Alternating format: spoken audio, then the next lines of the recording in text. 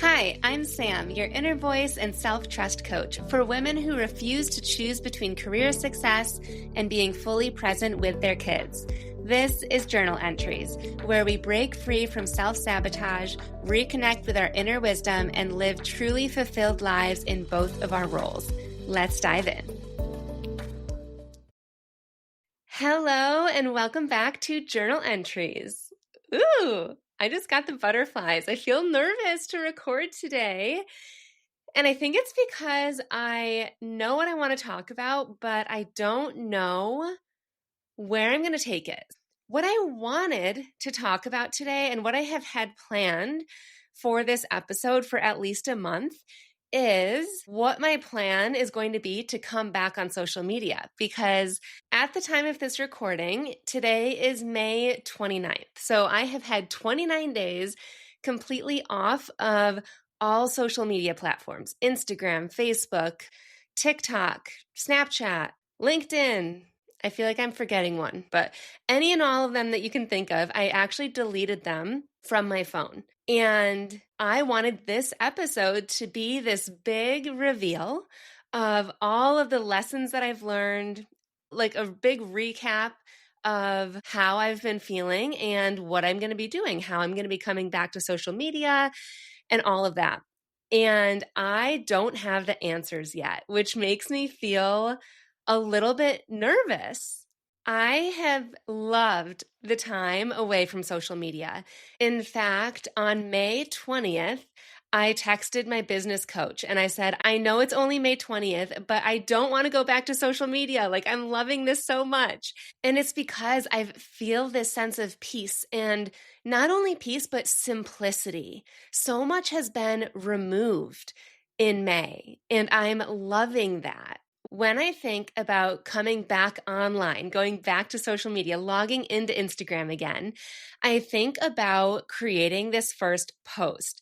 And I'm putting so much pressure on myself to have this perfect recap, these big insights to share, this perfect, reel or photo, which, to be honest, I haven't even been taking very many photos, which has been amazing. I included this on my newsletter, my week 2 newsletter, if you received those. 2 weeks into my social media detox, I still had these thoughts throughout every single day of, ooh, I should take a picture for this. Ooh, this would be a great video to either use in my stories or use in a reel. And I hated that. I hated that I wasn't even on social media. And that was my mindset. And I wrote in that newsletter, I hope that this mindset goes away, because I hate that that is my default thought. And I'm happy to announce that that has gone away. But thinking about this coming back post, I'm pulled back into that vortex of having this perfect post, saying the perfect thing and having this big aha. And I don't know, I guess just saying the right thing, making a splash, if you will. When I take a step back and think about what have I learned from this time away, it's actually been an unlearning. I have unlearned so much, even just that one example of that thought process of constantly thinking about the next picture to take or the next video that would be great for a reel or great to share in my stories of how relatable I am.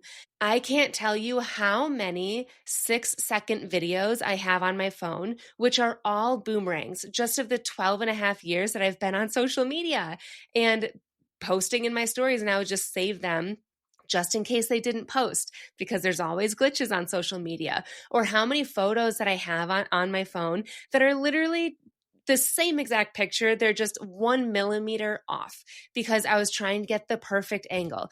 At one point, I had 47,000 pictures on my phone. 47,000. And so many of those were exactly what I just shared, basically the same exact picture. And they weren't even quality photos. It was literally just something that I took so that I could post on social media. When Griffin was gone in April, when he was on vacation with his dad, I took a bath all to myself with spa music playing. I had bubbles in the bath. And as I got in, I laid down, finally ready to relax. I leaned back and I leaned right on a water toy that Griffin has. It's like a water slide that he puts like little ducks in. I was like, oh my gosh, of course. And so I tried moving that and then it broke into pieces and I had like these toy pieces in the tub. And so I pick all of those up and then I take those out of the tub and then something else happened and I giggled out loud and I thought, this is mom life, followed by the thought, this would be such a good reel. And I was like mapping it out in my head of what it would look like, but I knew I didn't have the energy to actually recreate it. There were so many times that I would take a boomerang or just a video of me leaving the gym thinking this would be a great video or photo that I could upload and I can put text on it to share an aha moment or something that one of my clients said. And I never would because I just didn't have the energy or I had that pressure of perfectionism to write the perfect thing. And I never did. I might sound crazy saying this. I don't know if this is relatable whatsoever, but my brain worked in social media clips and graphics, and it was exhausting. I hated that. And that is what is making me not want to go back to social media yet. I love this unlearning process. I love the simplicity. I love the peace. I love not having that in my life right now. Going back to social media feels like something that I should do, not something that I want to do. And I feel like at this point, I would fall right back into the same mindset traps that I was in before. And it's not just a mindset trap. It is triggering my self-sabotage behaviors, which I'll talk about in just a minute. Before I get into that, I was really, really trying to nail down what I'm going to do with social media and my comeback and what you guys can expect from me on social media before airing this episode. But then it hit me. What if I gave myself permission to not have it all figured out? How many times have you felt like you should have your next step figured out right now, or that you should be doing anything? Maybe it's been something like, should I quit this job that's draining me or stick it out? Should I ask for that flexible schedule or just deal with it? Should I wake up at 5 a.m. to have me time or accept that this season is just survival mode? Should I finally tell my boss that I can't stay late every Tuesday for pickup or keep juggling and hope that it works out? Should I ask my partner or family for help or just do it myself again? Should I continue pouring my energy, heart, and soul into podcasting and my newsletters or go back to social media since that's what I thought I needed for my business to grow? We have all of these shoulds in our life, and I realized that this was such a huge one for me. And I'm giving myself permission to notice the should and embrace that messy middle, embrace the not knowing. So let's dig into those sabotage patterns. You guys know that I love sabotage. I love it in the sense that once you become aware of it, so much opens up for you in your world. Because once you know why you're doing the things that you're doing or why you're not doing the things that you're not doing, you're able to understand the root of it. It's kind of like when you want to start working out and you're not exercising, you say that you want to lose weight, you say you want to get stronger, you download the fitness plan, but you're not showing up, and you just keep downloading different fitness plans because you think that the next plan is going to be the thing that you actually stick to. But when you realize that the root of it all is that your subconscious self-sabotage pattern is avoidance, of course you're not showing up. Or if your self-sabotage pattern is restless and jumping from thing to thing, it makes so much sense. And then once you understand that, you can understand what is the way to disrupt that pattern. And then disrupting it means that you will be able to create something that you will actually stick to instead of going in circles trying to find the best plan or the best solution. It's never about finding the best solution. It's about understanding yourself so that you can make that solution the best thing for you. So, two of my top sabotage patterns are the hyperachiever and avoider. I just want to share quick that I took the sabotage quiz twice. I will include the quiz in the show notes, so click into the show notes to take that if you're interested. But the hyperachiever showed up as number 2 the first time that I took this quiz. And as I was reading about it, I thought, I was the hyperachiever a few years ago, but I really don't feel like I am anymore. So much so that I took the quiz again. And then I laughed out loud when I realized that is such a hyperachiever thing to do, to literally retake the quiz to see if I would get a different answer. So, anyways, I realized that thinking about downloading Instagram again, Instagram specifically, not so much the other social media apps, but Instagram has been triggering both of those top sabotage patterns for me. It's triggering my hyperachiever because when I log on to Instagram, I see so many ideas. And I always thought that it was inspiring, and it is inspiring because it's things like activities that I can do with Griffin, or tips on how to get him to sleep better at night, or perfect AI prompt to understand myself better. I don't know if you guys are into this, but I found this one prompt that you type into AI. It then asks you 10 questions, one at a time, and it then spits out your top 3 limiting beliefs and where they came from, your top 3 expansive beliefs and where they came from, and then a note to you from your future self. It was so cool. If you want that prompt, then just shoot me an email, actually, hello@samantha-says.com. I'll include that in the show notes too. But anyways, things like that. I love these things, but when I log on to Instagram to usually do a post or to check my messages to connect with you guys or, do anything, I get sucked into the vortex of quote unquote inspiring content from other people. And my hyperachiever is like, ooh, do this activity with Griffin. Ooh, enter this AI prompt. Ooh, this is the thing that's going to make my business explode. Ooh, this is the thing that I should be cooking so that Griffin will start to try new foods. It's so much. I'm realizing how much that it actually was and how much energy it took from me now that I haven't had social media in May. I'm realizing how much not only energy I put into other people and that content, but how it was muting my own intuition and my own voice and my own goals and what I wanted without the constant bombardment of, is that even a word? Without the constant ideas and posts being flashed in my face just in little bits of time throughout the day, I have been needing to trust myself more, trusting that I'm making the right meals throughout the day. I'm doing the right things for my business. I'm doing the right workouts. I'm not missing out on the best exercise that's on Instagram. And it's honestly felt really good to start trusting myself because I talk about self-trust all the time. And I feel like I've experienced a whole new level of self-trust this month. Now, Instagram has also triggered my avoider. The avoider is like the procrastinator. One thing that I was really shocked at is how little I scrolled. I just assumed that I was going to get so much time back in my day, mostly time between the hours of 10 to 4, like when I'm working. That was when I thought I was scrolling my phone and just in little bits of time, but I thought I was doing it a lot more than I was. I've learned that I don't scroll that often.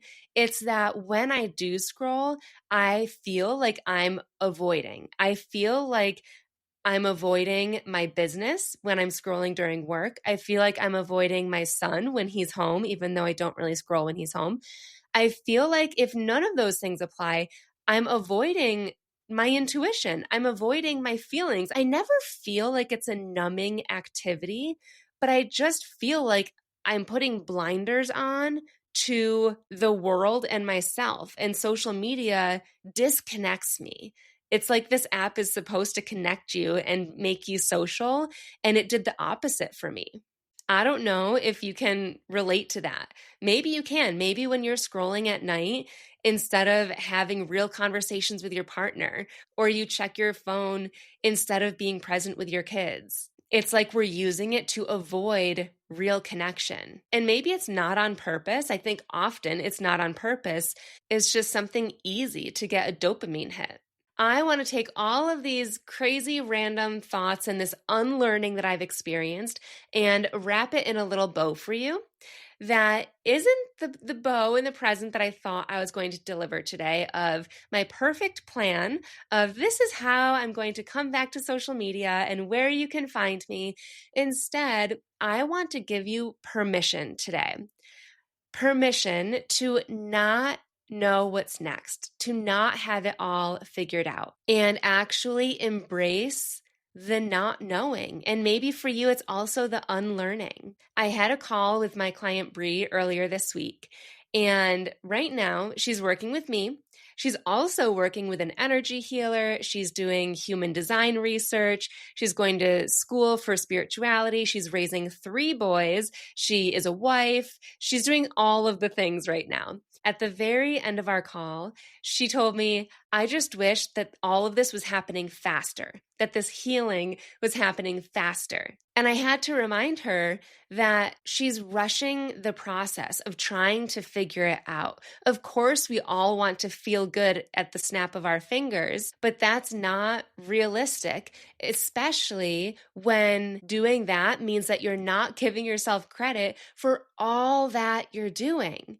With Bree, she's being a mom and a wife, and she's hosting retreats, and she's managing a household, and all of these things, which are incredible. And those things are contributing to her fulfillment and to giving her a sense of purpose and to bringing more light and joy and love to being a mom instead of being triggered as a mom all of the time. Maybe for you, you're trying to create the perfect morning routine and fix your work situation and be a better mom all at once, and then beating yourself up that it's not happening fast enough.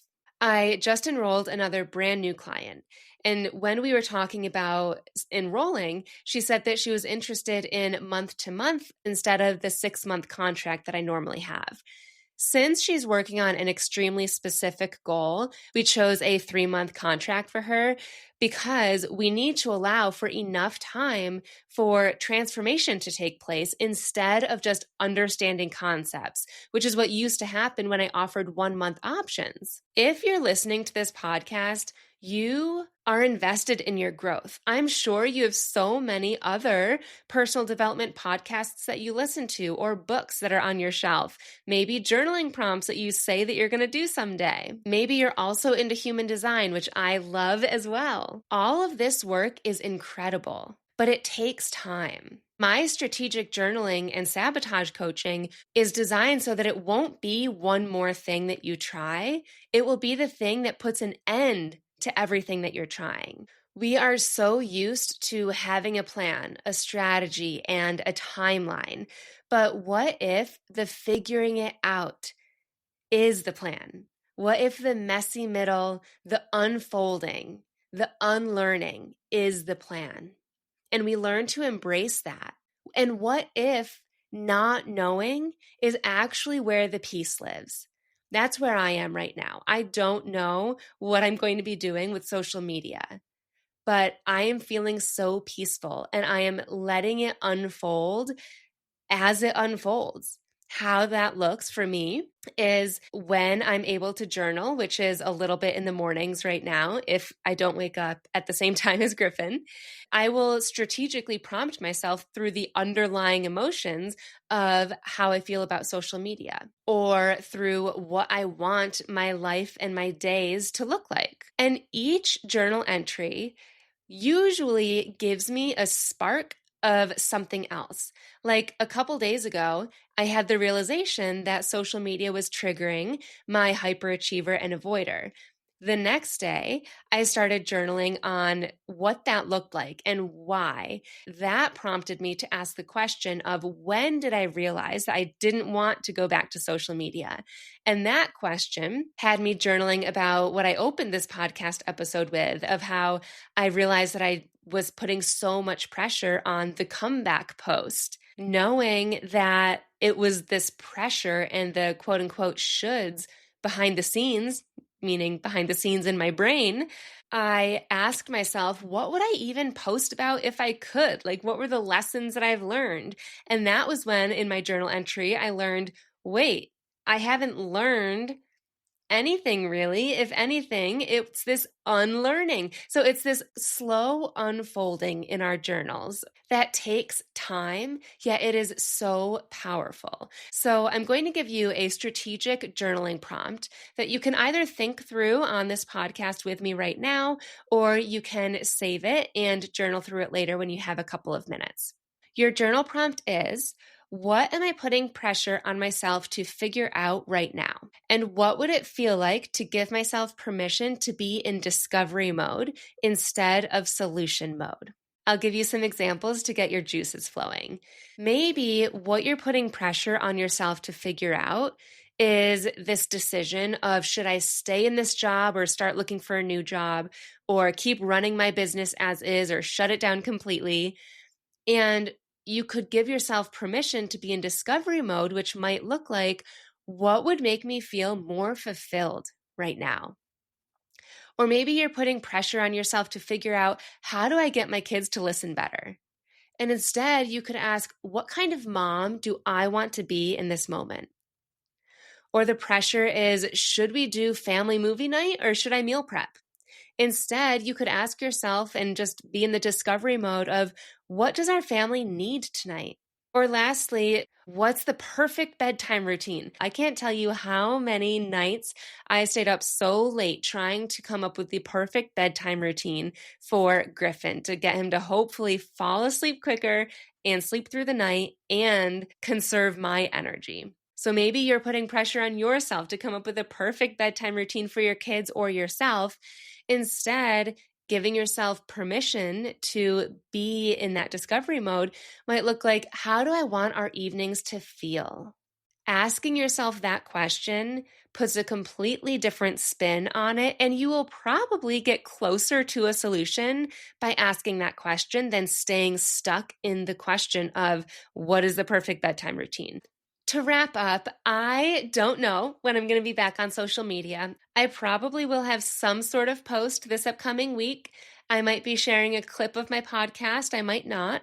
What does feel exciting for me right now is getting back on Pinterest. I was on Pinterest for a solid maybe 4 months last year, and I really liked that. And I'm on LinkedIn. So different platforms are exciting to me right now.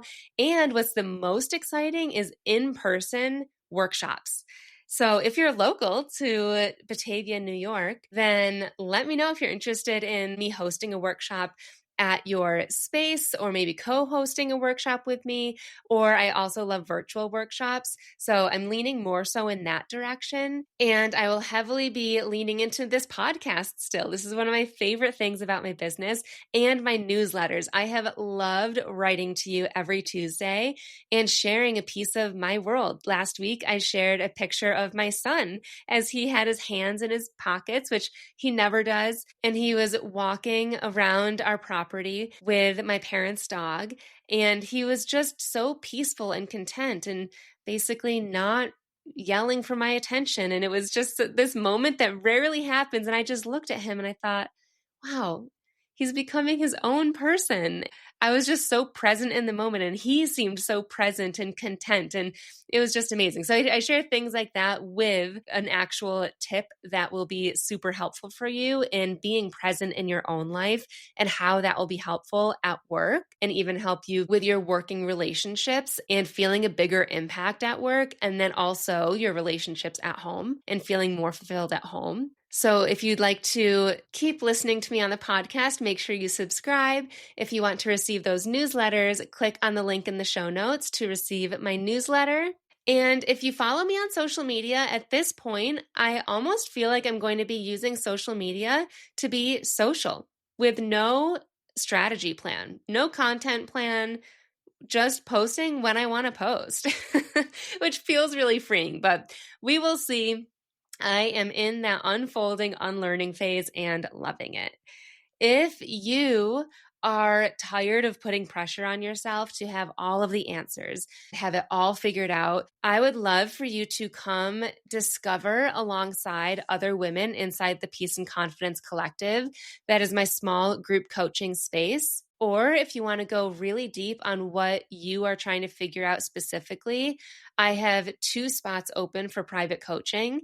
And right now, for this week only, through only June 5th, so a couple more days left, you can enroll for 3 months instead of the usual 6. So links for that will also be in the show notes.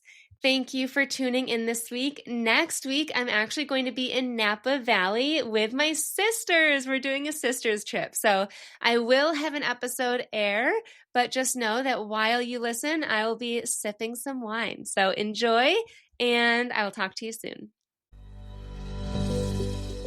Thanks for joining me for today's journal entry. If something resonated with you, I'd love to know about it. Screenshot this episode, share it on social media, and tag me at samantha.s.says. Or even leave a review, which will help more women find this podcast to create more fulfillment in their career and as a mom. And hey, if you're thinking, I wish I could get more of this, I've got you covered. Click on the link in the show notes, which I customize each week based on what we're talking about. And I always include the link to the Calm Mind Blueprint, which are my 5 journal prompts to go from overwhelm to inner peace in 2 to 10 minutes a day. Subscribe so that you catch my Thursday 5-minute journal with me episodes and next week's full episode where we will continue this journey together. I'll see you then.